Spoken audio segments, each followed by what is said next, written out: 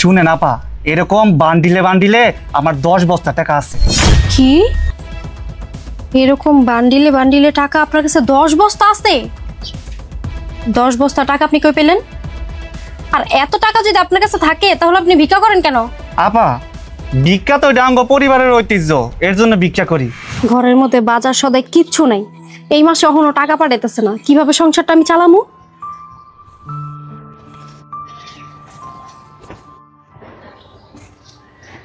বৌমা, জি আব্বা, কিছু বলবেন? ওই তোমার কাছে কিছু টাকা হইব? টাকা? আমার কাছে তখন টাকা নেই বৌমা, তোমার কাছে তো এক্সট্রা কিছু টাকা থাকে, ওইখানে যদি আমার কিছু টাকা দিতা, আমার খুব দরকার। ওই টাকা তুমি খরচ করে ফেলাইছি, ওই টাকা আমার কাছে থাকলে তো আমি বাজারই করতাম, ঘরে তো বাজারও নেই, দেন না অন পর্যন্ত আপনার পুরো টাকাও পাঠানে। টাকা নাই না? না। আচ্ছা ঠিক আছে। ভাবি, ভাবি কি বাড়িতে আছেন নাকি? আরে রুবেল ভাই, আসেন আসেন।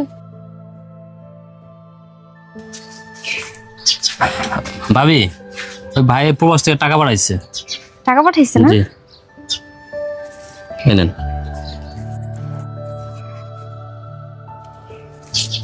আচ্ছা ঠিক আছে ভাবি, তাহলে আমি এখন যাই। বসেন। না ভাবি, আমার একটু কাজ আছে, যাইতে হবে। চা খেয়ে যান। আরেকদিন এসে খাবো। আচ্ছা ঠিক আছে। ঠিক আছে, আসসালামু আলাইকুম। যাক, সময় মতো টাকাটা পাঠাইছে। বৌমা, যেহেতু আমার পোলার টাকা পাঠাইছে, এখন তো টাকা আছেই, এখান থেকে কিছু টাকা আমরা দাও। আব্বা, টাকা তো ভাঙতি নাই, কত টাকা লাগবে আপনার? বৌমা, আমার 1000 টাকা দাও। কি বলেন আব্বা, 1000 টাকা দিব? আগে তো আপনার 200-100 টাকা দিলে হাত খরচ হয়ে যেত, দিন দিন তো আপনার খরচের টাকা বাড়তাছে দেখতেছি। 1000 টাকা কেন লাগবে আব্বা?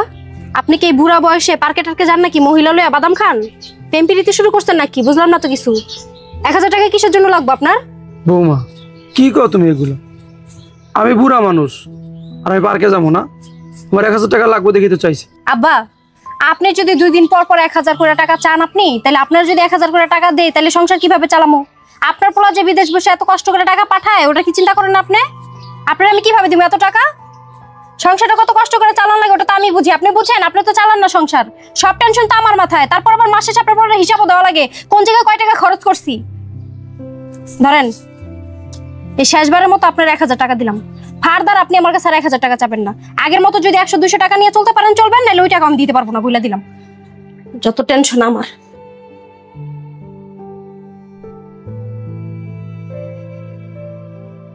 বাড়িতে কেউ আছেন গো আপা? বাড়িতে কেউ আছেন? কে? আল্লাহর রাস্তে আমারে কটা ভিক্ষা দেন। ও ভিক্ষুক? হ্যাঁ আপা, আমি ভিক্ষুক, আমারে কটা ভিক্ষা দেন। আচ্ছা আপনি দাঁড়ান, আমি চাইল নিয়ে আহি। আপা দাঁড়ান, আমি তো চাইল লই না, আমি টাকা লই। বাবা রে বাবা, কি জমিদার ভিখারি আপনি! আপনি টাকা নেন, চাইল নেন না। কোনো টাকা পয়সা নাই আমার কাছে, চাইল নিলে লন, না নিলে এখান থেকে যান। আপা আপা দাঁড়ান। আবার কি হয়েছে? চাইল নেবেন? না আপা, আপা ভিক্ষা না দেন, 1 গ্লাস পানি খাওয়ান।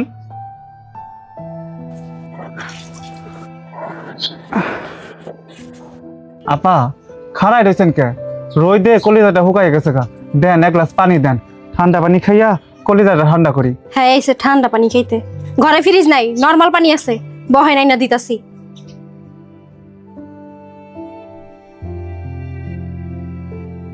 হ্যালো, পানি খান। লয়েছেন পানি?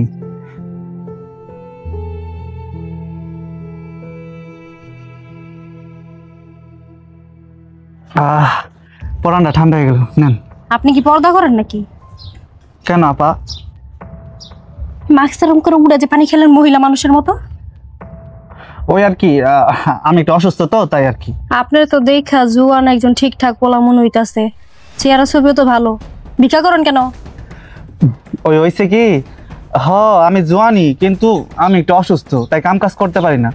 তাছাড়া ভিক্ষা করা এটা আমাদের পরিবারের ঐতিহ্য, আমার দাদাই করছে, বাপে করছে, তাই আমিও করি। কি কইলেন?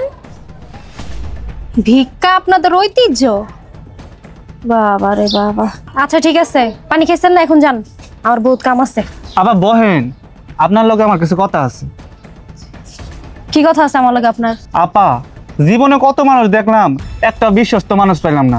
কিন্তু আপনার দেখে বিশ্বস্ত মনে হইতেছে, তাই আপনার কাছে কিছু কথা শেয়ার করবা চাইতেছি। না আপনি কি কথা শেয়ার করবেন আমার সাথে?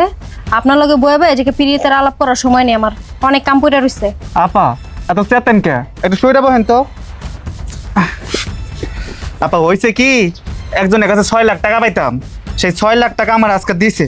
দেখেন তো এখানে 6 লাখ টাকা আছে নাকি পুরাপুরি, একটু গুইনা দেখেন, মূর্খ মানুষ তো গুনতে পারি না। এই 6 লাখ টাকা আপনার? আরে আপা কি ব্যাপার আপা, মাত্র 6 লাখ টাকা দেখে আপনার চোখ মুখ উপরে উঠে গেছে গা? আমার এরকম আরো মেলা টাকা আছে। কি 6 লাখ টাকার আপনি বলতেছেন মাত্র 6 লাখ টাকা? 6 লাখ টাকা আপনার কাছে মাত্র? আর এরকম আরো টাকা আছে আপনার কাছে? আপা এরকম বহু টাকা আমার কাছে আছে। এটা কি?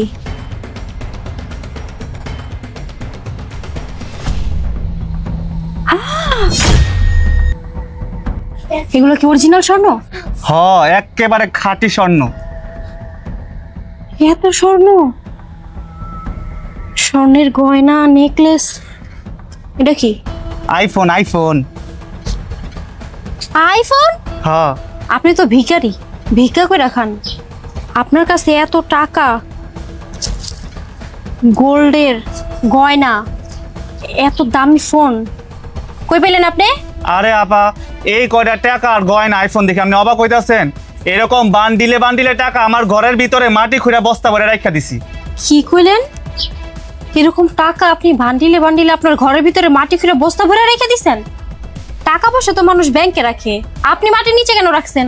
আরে আপা আর কইেন না, আমি তো মূর্খ মানুষ। ব্যাংকে গেলে তো ব্যাংকে টাকা রাখলে তো সিগনেচার চায়, আবার জিজ্ঞাসা করে এত টাকা কই পাইলাম। এই ভয়ে আমার ঘরের ভিতরে মাটি খুঁড়া বস্তা ভরে বান্ডিলে বান্ডিলে টাকা রেখে দিছি। শুনেন আপা, এরকম বান্ডিলে বান্ডিলে আমার 10 বস্তা টাকা আছে। কি এরকম বান্ডিলে বান্ডিলে টাকা আপনার কাছে 10 বস্তা আছে? 10 বস্তা টাকা আপনি কই পেলেন? আর এত টাকা যদি আপনার কাছে থাকে তাহলে আপনি ভিক্ষা করেন কেন? আপা ভিক্ষা তো ডাঙ্গ পরিবারের ঐতিহ্য, এর জন্য ভিক্ষা করি। হইছে কি, আমার দাদা একটা স্বর্ণের কলসি পাইছিল, হে আবার মরার সময় আমার বাবার কাছে দিয়ে গেছিল সেই স্বর্ণের কলসিটা। আমার আবার বাপ মরার সময় আমার কাছে দিয়ে গেছে, সেই স্বর্ণের কলসিটা আমার কাছে আছে। হেন থেকে একটা একটা করে কয়েন বাই করে সেগুলো আমি বিক্রি করি, আর বিক্রি করার যে টাকা সেগুলা সবগুলো এক জায়গায় করে বান্ডিলে বান্ডিলে বস্তায় বইরা আমি মাটির তলে গাইরা রাখি আমার ঘরের ভিতরে। কি কইলেন? 10 বস্তা টাকার লগে লগে আপনার কাছে স্বর্ণের কলসিও আছে? স্বর্ণের কলসি এখনো ফুরায় নাই, মাত্র 10-15টা বিক্রি করছি, এখনো স্বর্ণের কলসি আমার কাছেই আছে। আপনি ভিক্ষা করেন আর আপনার এত টাকা পয়সা, এত টাকা পয়সা আপনার কে খাইবো? আপনি কি বিয়ে শাদী করছেন? হায় আপা, দিলেন তো দুঃখের কথা মনে কইরা। আমি যে ভিক্ষা করি এই কথা হই না, কেউ আমার পছন্দ করে না, সবাই ভিখারি মনে করে। তয় আপা আমার একটা দুঃখ আছে, আমি যদি মইরা যাই আমার যে এত টাকা পয়সা আছে এগুলা কে খাইবো? আপা কিছু না মনে করলে একটা প্রশ্ন করি। না না কিছু মনে করবো না, বলেন। আপনি কি বিয়ে শাদী করছেন? কি যে বলেন, আমার কি দেখে মনে হয় আমার বিয়ে হয়েছে? আমার এখনো বিয়ে হয়নি, আমি অবিবাহিত। কি কন আপা, আপনি এত সুন্দর দেখতে, সুন্দর তো মাশাআল্লাহ, আপনার এখনো বিয়ে হয় নাই? আপনি কি সত্য কথা কইতেছেন? কি যে বলেন আপনি, আপনার সাথে মিথ্যা কথা বলবো কেন? সত্যি সত্যি আমার বিয়ে হয় নাই। আসলে হয়েছে কি, আমার জন্য কোনো যোগ্য পাত্রই খুঁজে পাই না। আমাদের গ্রামে সব হলো গরিব ফকিন্নি, এই কারণে আর কি বিয়ে করিনি এখনো। আফা যদি কিছু না মনে করেন একটা কথা জিগাই। কি যে বলেন, কিছু মনে করবো কেন, আপনি বলেন। আমি আপনার বিয়ে করতে চাই, আপনি কি আমার বিয়ে করবেন? কি যে বলেন, এটা তো আমার জন্য সৌভাগ্যের কথা। আপনি এত টাকা পয়সার মালিক, আমাকে বিয়ে করতে চান, আমি রাজি।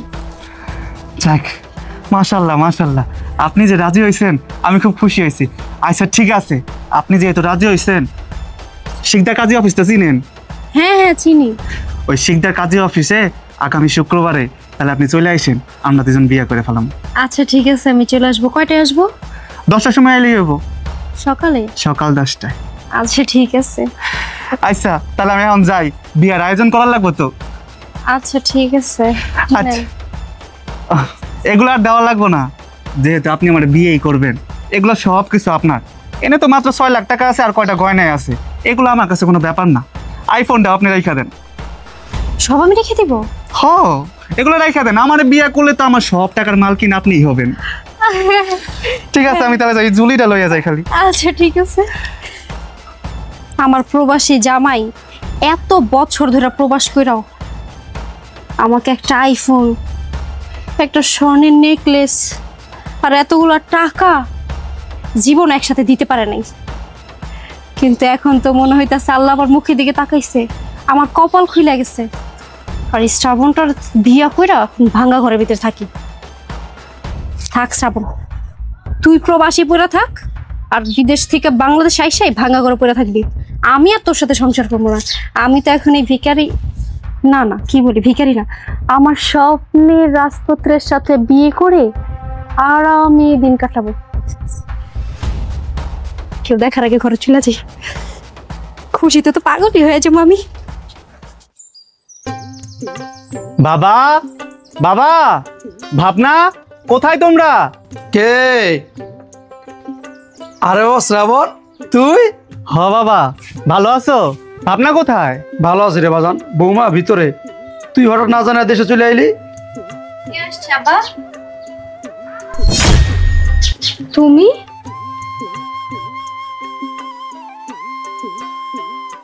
হ্যাঁ, আমি প্রবাস থেকে চলে আসলাম। কিন্তু তুমি এইভাবে হঠাৎ কাউকে কোনো কিছু না জানিয়ে প্রবাস থেকে চলে আসলে যে?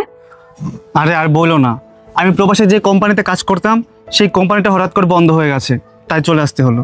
ভালোই তো হইছে, কোম্পানি বন্ধ হয়ে গেছে, বাংলাদেশে চলে আসছো, এখন খাইবা আর ঘুমাইবা আর কি। কি ব্যাপার, এত সেজে গুজে কোথায় যাচ্ছ? কাজ আছে, যাইতেছে এক জায়গায় দরকারে একজনের সাথে দেখা করতে। কি বলছো? আমি মাত্রই আজকে এখন প্রবাস থেকে আসলাম, আর তুমি আমাকে রেখে অন্য কারোর সাথে দেখা করতে যাচ্ছ? তো কি হয়েছে, বললাম না দরকারি কাজ আছে। প্রবাস থেকে আসছো তো কি হয়েছে, তোমার মাথায় নেমে নাচবো নাকি এখন? যাও ভিতরে যাও। আমার চেয়ে অন্য জনের সাথে দেখা করা তোমার কাছে বেশি ইম্পর্টেন্ট? হ্যাঁ বেশি ইম্পর্টেন্ট। আর শোনো, আমার মনে হয় না আমার আর তোমার সাথে সংসার করা হবে, কারণ তুমি আমাকে এত বছর ধরে বিয়ে করছো, কি দিতে পারছো এত বছরে? কিছু দিতে পারছো? বিয়ে করে আইনা এই ভাঙা ঘরের মধ্যে রাখছো, আমার কোনো সকাল তুমি পূরণ করতে পারো নাই, সেজন্য আমি আর তোমার সাথে সংসার করতে চাই না। যাচ্ছি আমি। দাঁড়াও, কোথায় যাচ্ছ? শিকদার কাজী অফিসে বিয়ে করার জন্য? তো তুমি কিভাবে জানলা? আমি সব কিছুই জানি। তুমি শুক্রবার সকাল 10টায় শিকদার কাজী অফিসে গিয়ে বিয়ে করবে, এ সব কিছু আমার জানা। কিন্তু কিন্তু তুমি এই সব কিছু কিভাবে জানলা? তুমি তো মাত্রই প্রবাস থেকে আসলা। আমি মাত্র প্রবাস থেকে আসিনি, আমি আরো 1 সপ্তাহ আগে প্রবাস থেকে আসছি। তুমি 1 সপ্তাহ আগে প্রবাস থেকে আসছো?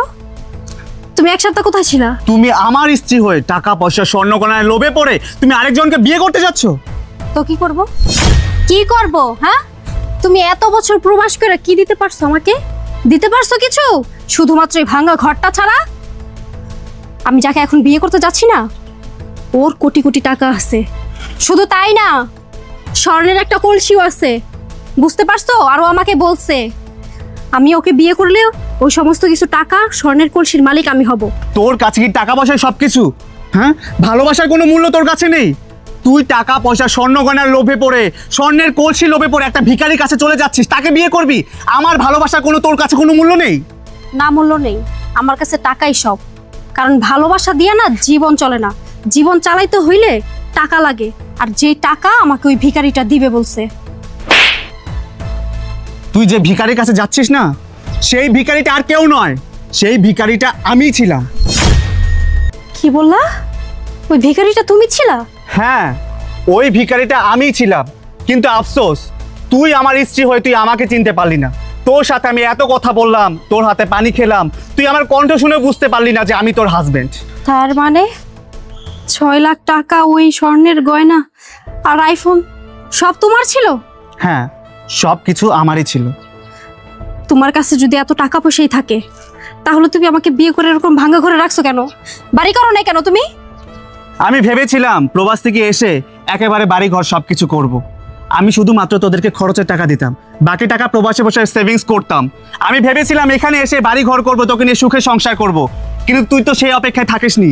তুই লোভে পড়ে, টাকা পয়সার লোভে পড়ে আমাকে ছেড়ে, আমার সুখের সংসার ছেড়ে আমাকে রেখে চলে যেতে চেয়েছিলি। তুই তো লোভী। তোকে পরীক্ষা করার জন্য আমি ভিখারি সেজে এখানে আসছিলাম। তুই পরীক্ষায় ফেল করেছিস। তোর মতো মহিলার সাথে আমি আর সংসার করব না। এখন এই মুহূর্তে আমার বাসা থেকে বেরিয়ে যা, বেরিয়ে যা। শ্রাবণ, আমি মানছি আমি লোভে পড়ে গেছিলাম। কতগুলো টাকা দেখে, স্বর্ণ দেখে, ফোন দেখে নিজের সামলাইতে পারিনি, কিন্তু আমি ভুল করে ফেলাইছি। তুমি মাফ করে দাও আমারে। তোকে ক্ষমা করব? আরে তোকে ক্ষমা করে আমি কি করব? তোর মতো লোভী মহিলাকে আমি ক্ষমা করব না। তোকে যদি আমি প্রবাস থেকে সব টাকা পাঠিয়ে দিতাম, তুই তো আমার টাকা পয়সা নিয়ে ভেগে যেতি। তোর মতো মহিলার সাথে না আমি কোনোভাবেই সম্পর্ক রাখবো না। আমি বললাম না তোকে ডিভোর্স দিয়ে দেবো। আরও যে ভিখারির সাথে 6 লাখ টাকা দিয়েছিলাম না, ওটা তোর কাবিনের টাকা। এখন এই মুহূর্তে এখান থেকে বেরিয়ে যা, বেরিয়ে যা। শ্রাবণ প্লিজ, তুমি মাফ করে দাও আমারে। তোকে বেরিয়ে যেতে বললাম না? বেরিয়ে যা বলছি, বেরিয়ে যা বলতেছি। তা না হলে কিন্তু আমার সোজা আঙ্গুল বাঁকা করতে সময় লাগবে না। বেরিয়ে যা।